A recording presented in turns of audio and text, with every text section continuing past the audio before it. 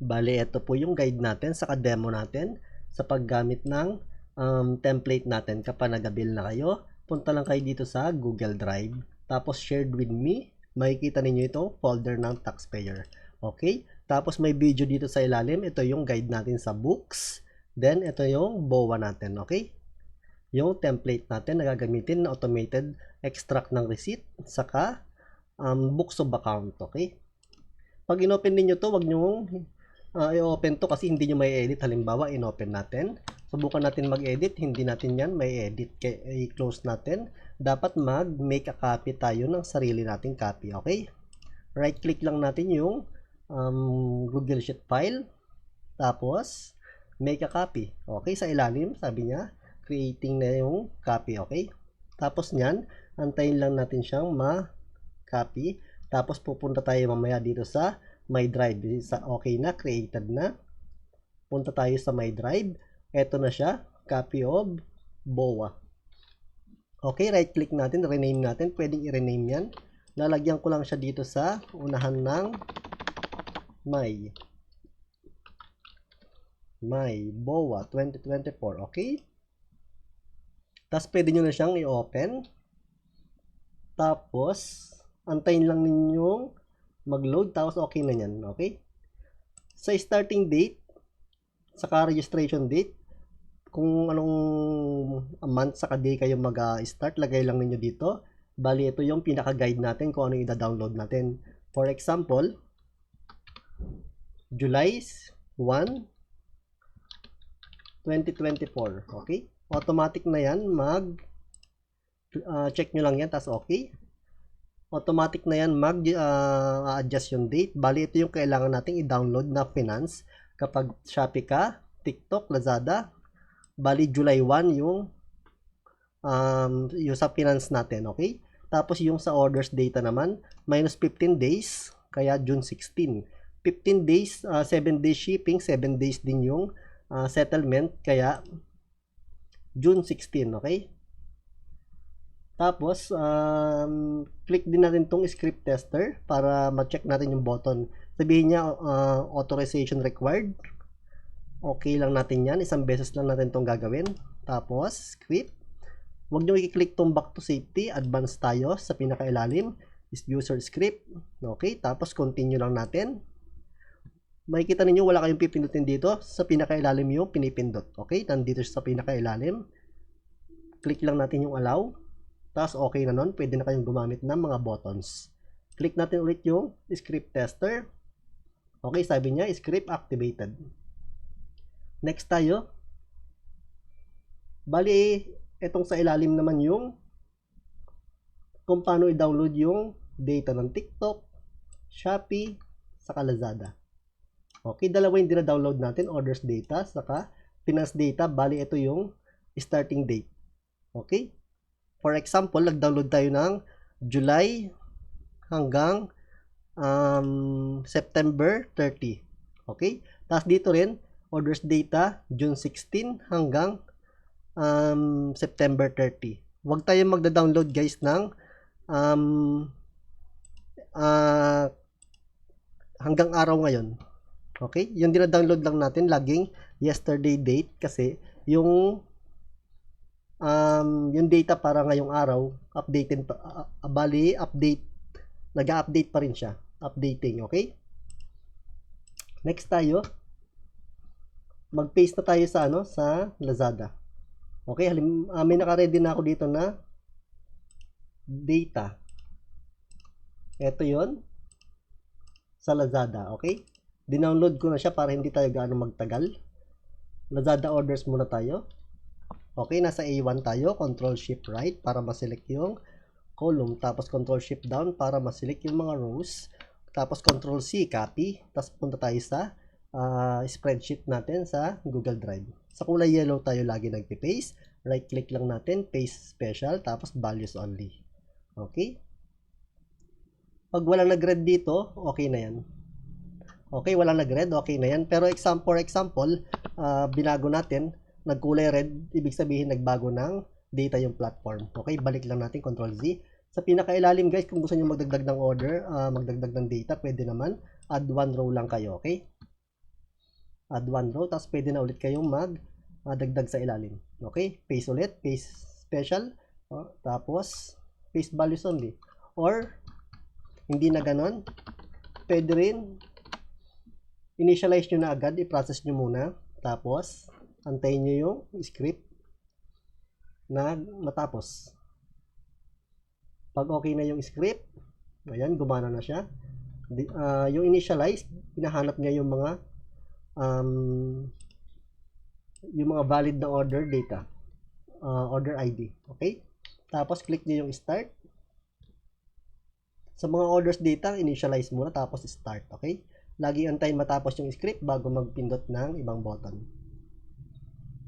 Okay, gumagana na yung script natin. Ginagawa niya, tinatransfer niya dito sa sheet name 3. Combined orders, pinagsasama-sama niya dito, tinatambak niya yung mga na-paste natin. Okay, after nyan, okay na nyan, antayin na natin matapos yung script. Okay, finish script, sabi niya. Next na tayo sa Lazada orders. Sa kulay yellow tayo palagi nag-paste ng data. Okay, next tayo, open natin yung naka-ready nating finance orders na na-download na natin. Okay, nasa A1 tayo, Control Shift right, Control Shift down, Control C, copy, balik tayo sa spreadsheet, tapos kulay yellow, right click, paste special, paste values only. Okay, ganoon lang. Mag okay na. Kung katulad din sa orders, punta kayo sa pinakailalim kung gusto niyo magdagdag ulit ng bagong kadugtong. Okay, add one row para may lalabas dito na extra sa ilalim.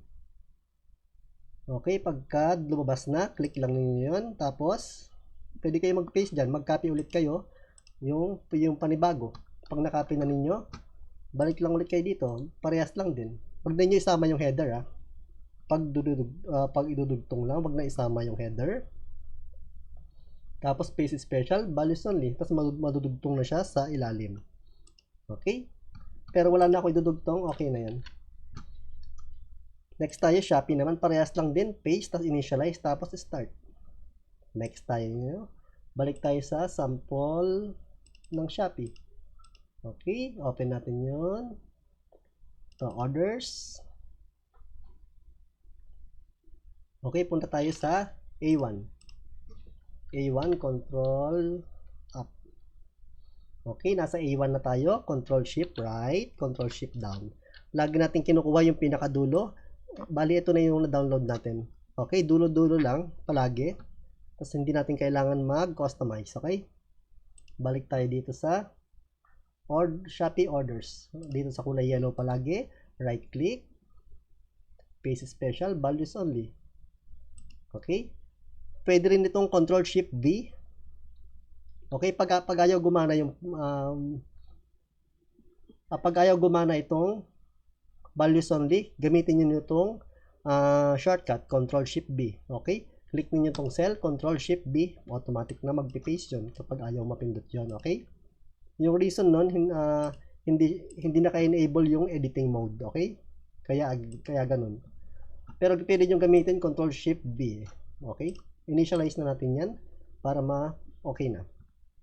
Yung mga pinipaste nating data dito, ito, yung start niya, March 1 to August 6. Ito yung mga kaka-paste lang natin. Okay.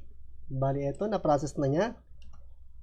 Bali ito yung mga hindi pa na-paste dito hindi pa na-transfer dito sa combined data. Okay? Okay. Tapos, start na natin siya. Okay, ginagawa niya, tina-transfer niya dito sa sheet name 3, combined orders. Okay, pag na-process na, mawawala na siya dito.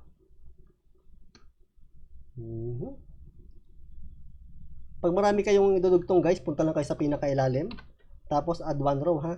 Okay. Antayin lang natin matapos yan kasi dinidelete na niya. Pero pwede rin yung isa-isa lang. Paste, initialize, start. Paulit-ulit lang. Paste, initialize, start. Paste, initialize, start. Okay. Pag marami kayong nilalagay na orders data. Next tayo, Shopee Finance.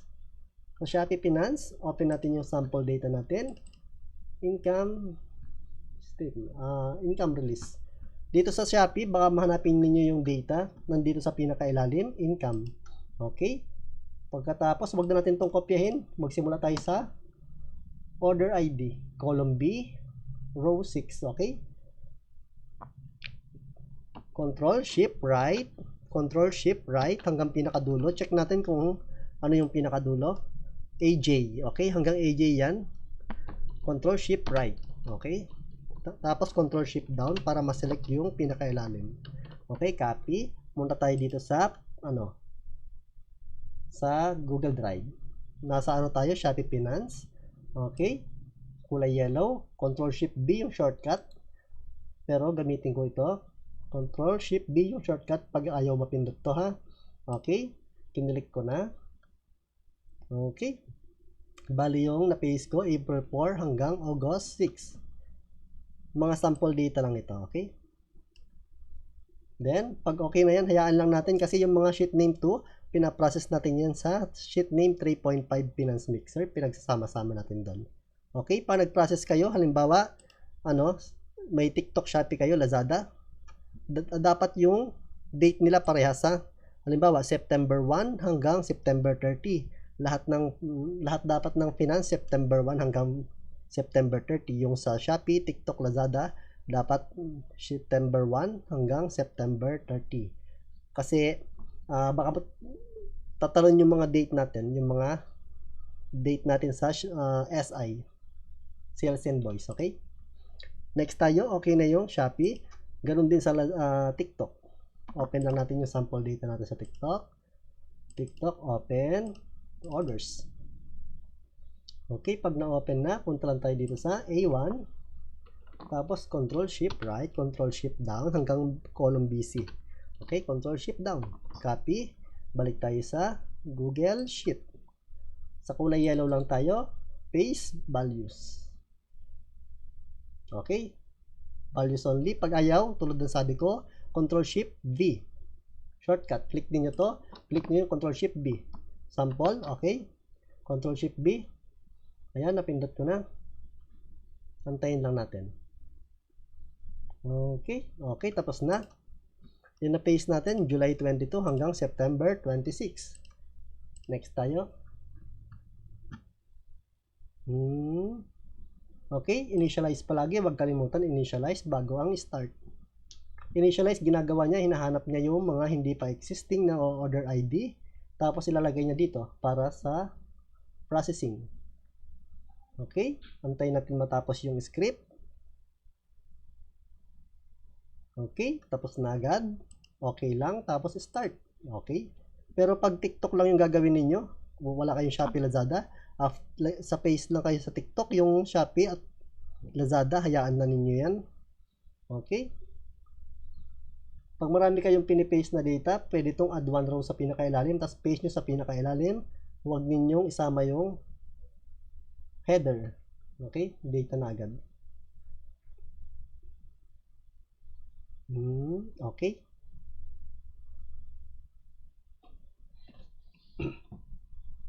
July 22 hanggang September 26 yung na-upload natin. Okay? Pag na-transfer niya na dito yan sa sheet name 3, mawawala na dito, buburahin na niya ito.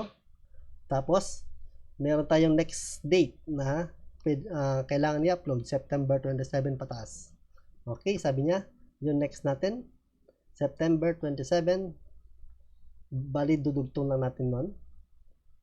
Okay, next tayo. Sa finance. Sa finance naman, ganun din. Okay. Open natin yung income. Check nyo muna yung pinakadulo. Yung pinakadulo nito, column Q. Okay. Dito sa IR, wala na. Column AQ. Punta sa A1. Control Shift Right. Control Shift Right. AG. Hindi pa. Control Shift Right. Okay. AQ. Tapos isang Control Shift Down. Okay, tapos Control C, copy. Okay, spreadsheet tayo, Google Drive, Google Docs, okay? Right click, paste values only. Okay. Antayin lang natin, ma-paste. Tulad ng sabi ko, pag may nagkulay red dito, sabihin nyo sa amin, okay? Halimbawa, ito, nag-iba ng kulay red. Ibig sabihin, nagpalit ng column yung platform. Kailangan nating ayusin, okay? Okay na yan. Yun na paste natin, August 1 hanggang September 29. Okay. Bali, ito na yung mga orders data na ilagay natin kanina. Yung mga na pagsama-sama natin na orders data.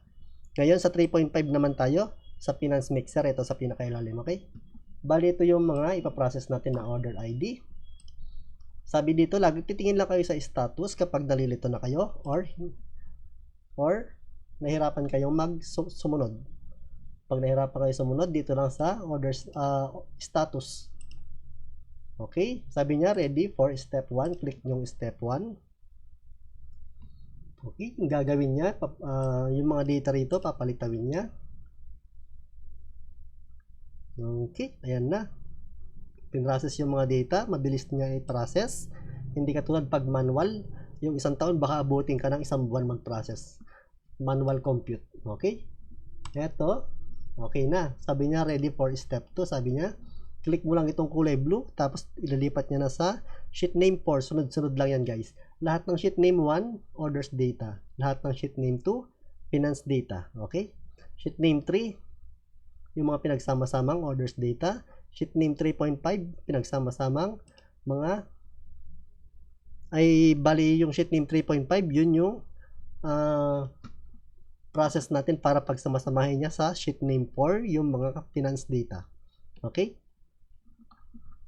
Ito yung sheet name 4 natin, walang laman. Okay. Na dislocate, okay? Dito tayo sa 3.5. Finance Mixer, step 2. Sabi niya, click natin yung step 2 para dalhin niya na dito sa sheet name 4. Save to number 4. Antayin natin matapos yung script, tapos okay na.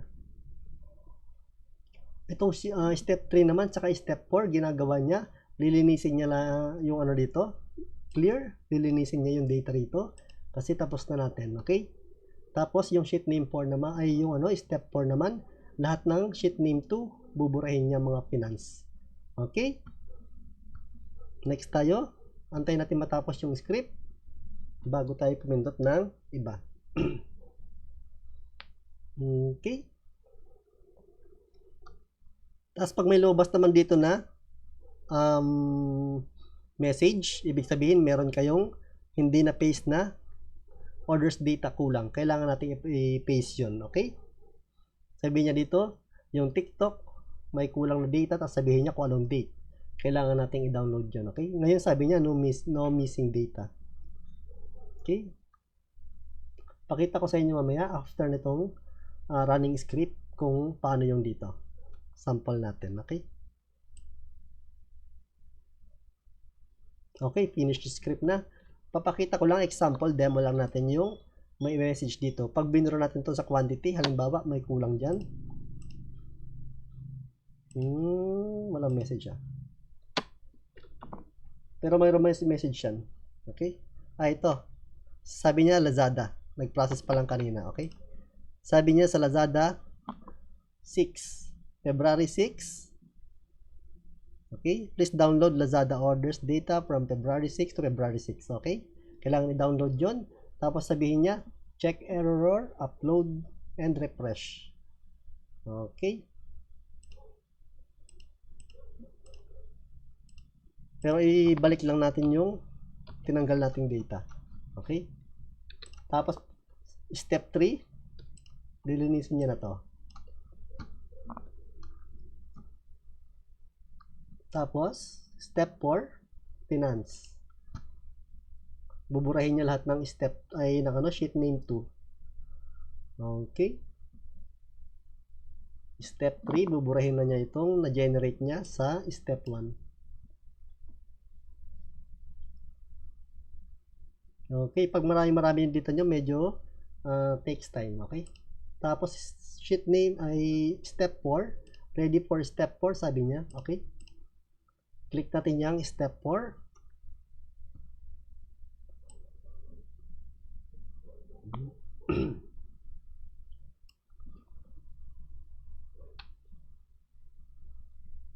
Okay, antayin natin yung step 4. Pag nag-okay na yan, ito, tapos na rin tong running script. Antayin natin yung running script palagi bago tayo magpindot ng ibang button. Okay?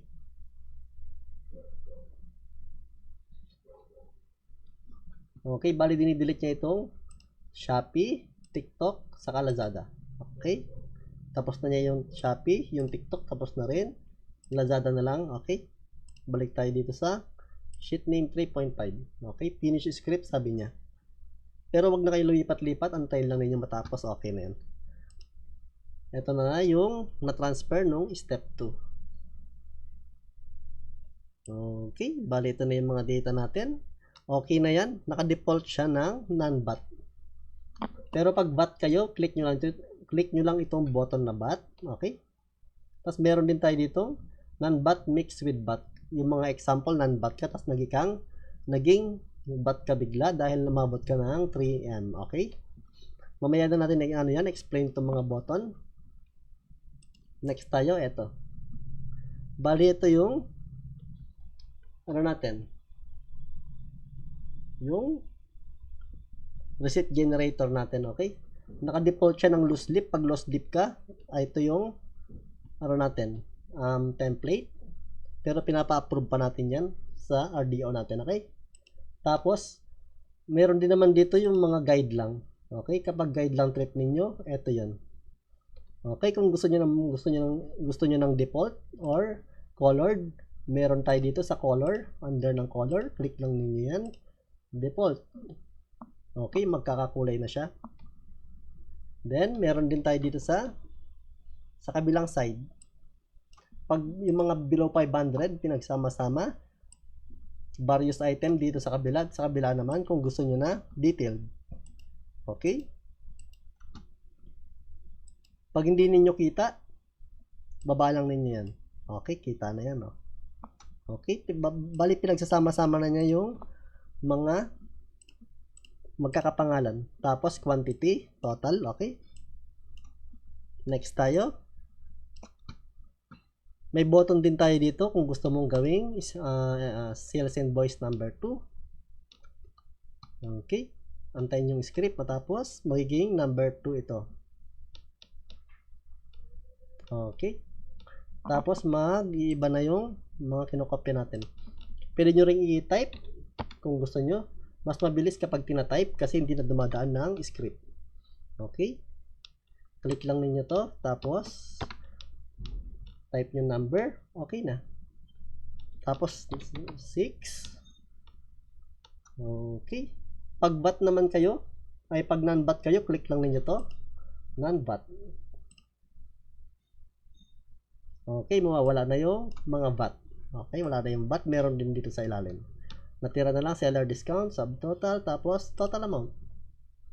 Okay, ganun lang. Kung bot ka, ibalik mo lang. Meron din tayo dito non-bot, okay? Meron din tayo dito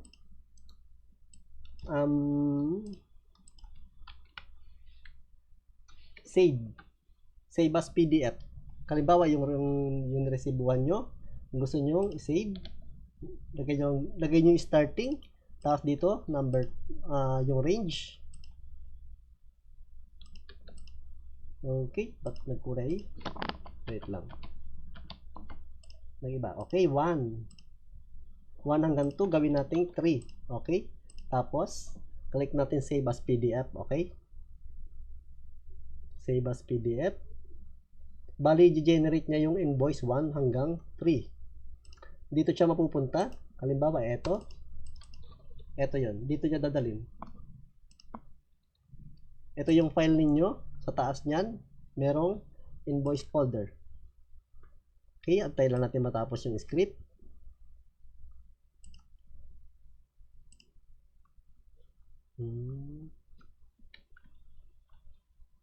Okay, processing pa lang. Okay, 1. Tapos save na niya. Tapos susunod na 2.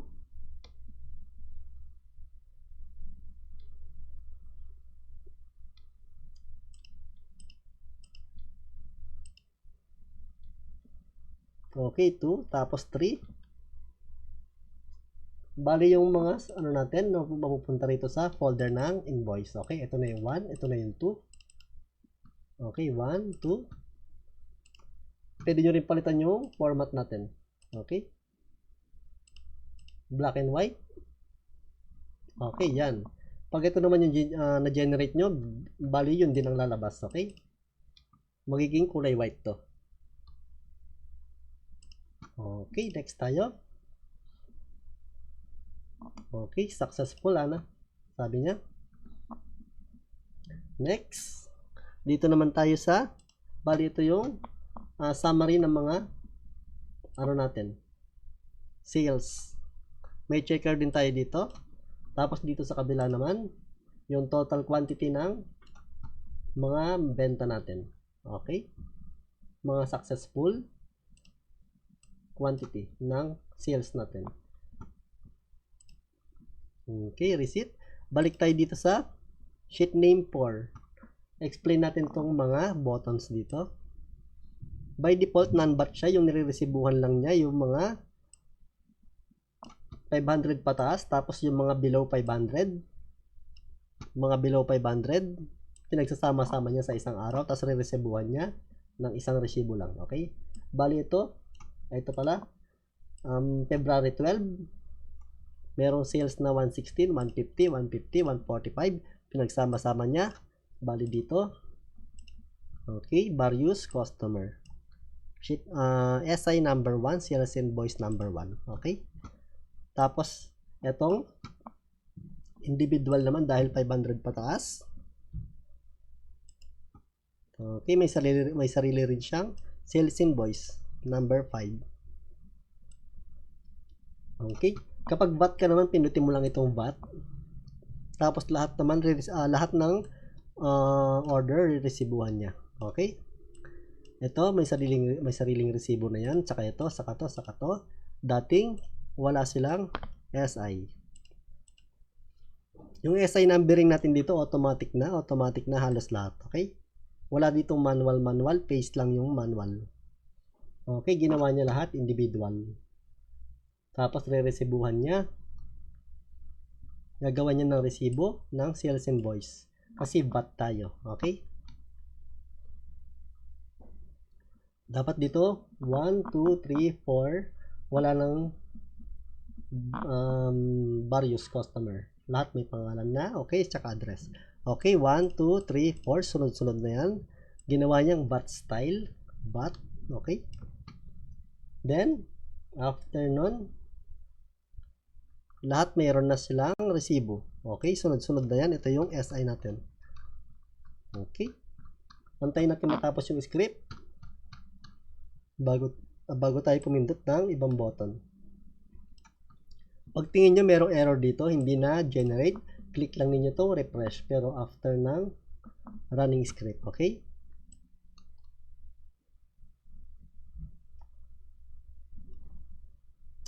Next tayo. I-demo natin ngayon tong non-VAT mix with VAT para sa mga non-VAT tapos naging VAT. Okay, wait natin tong script matapos.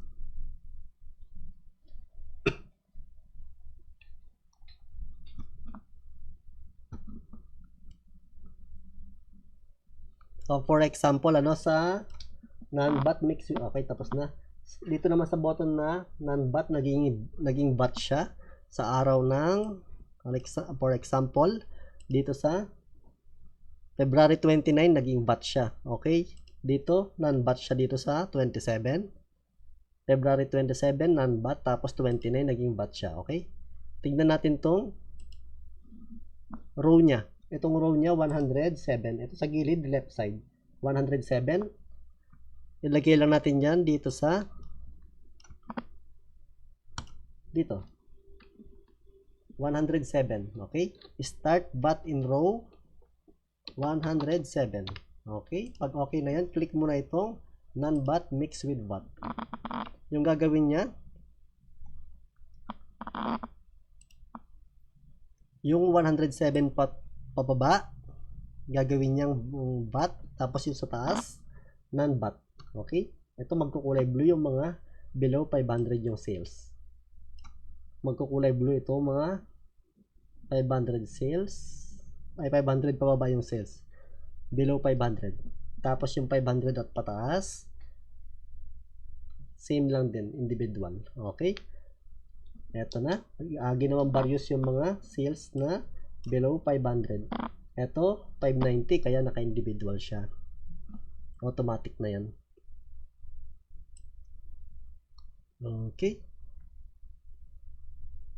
Antayin lang natin.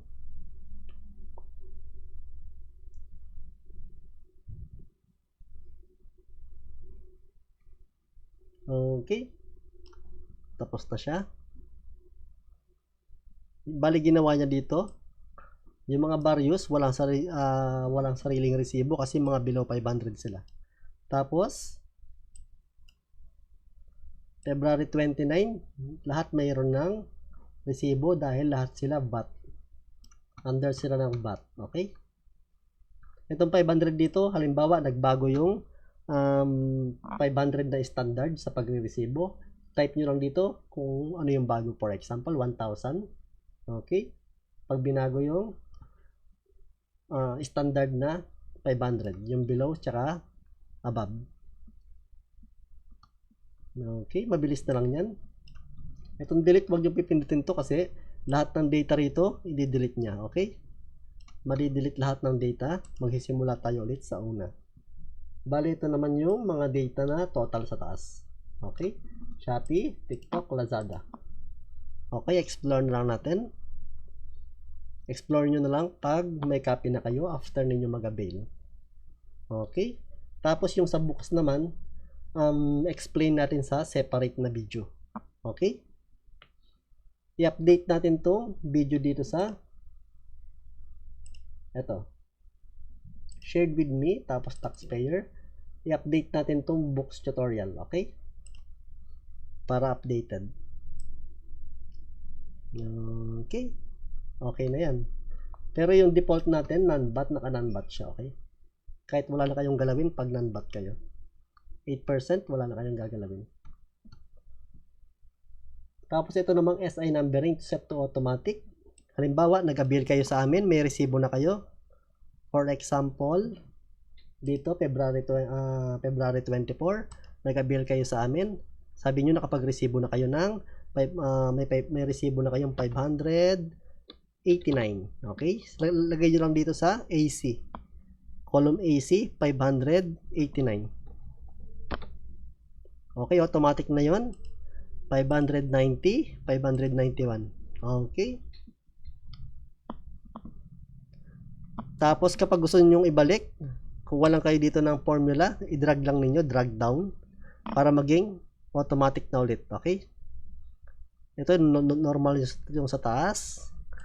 Ito, okay, normal na ulit. Pero halimbawa, hindi nyo alam kung saan nyo aayusin, hindi nyo alam kung saan, pwede naman itong may button tayo dito, set to automatic. Yun yung purpose niya. Bali gagawin niyang normal itong SI numbering. Okay? 15 magiging 16 to after matapos ng script.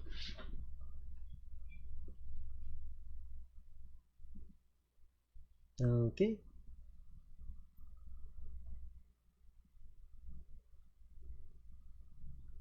Malapit na yan. Antay-antay lang ng konti. Gumagana yung script natin. Bali, inaayos niya yung SI numbering natin. Okay, 16 na ulit.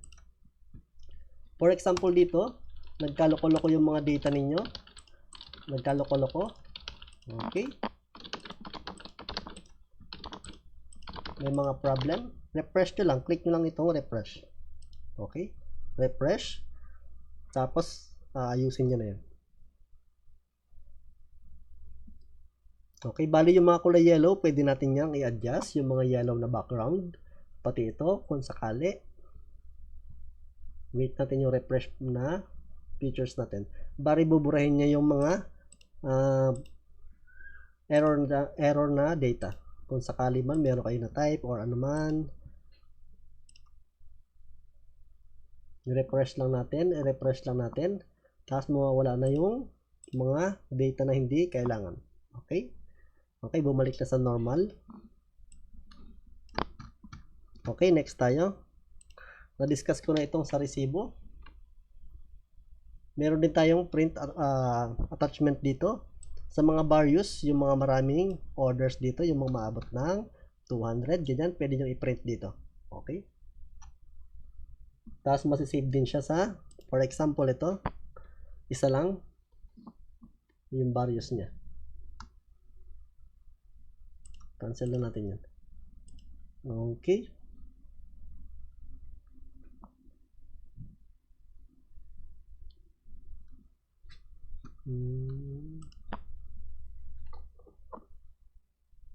Okay, wait, matapos yung script.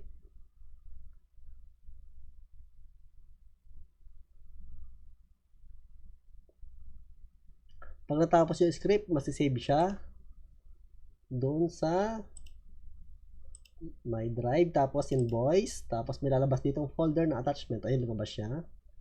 Click lang ninyo, antayin nyo matapos yung script. Bali, ipiprint niya tong order ID. Or, okay, sabi niya successful invoice, tas attachment. Invoice, attachment. Okay, bali, ito na yon. Isa lang siya, kaya ito lang yung pinrint niya. Order ID. Okay. Next. Bali, ito naman yung detailed na invoice natin. Meron din tayo sa mga VAT exempt. Okay, kapag meron kayong mga binibenta na asin, ganyan, isda, tapos mga ano, basta hindi yung mga hindi na process na pagkaano na produkto, pwede nyo ilagay dyan, VAT exemption nun. Lalabas siya dito, exempted sa VAT.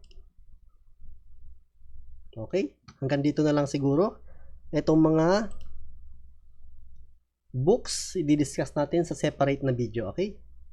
Bali, ito lang yung dashboard natin. Okay?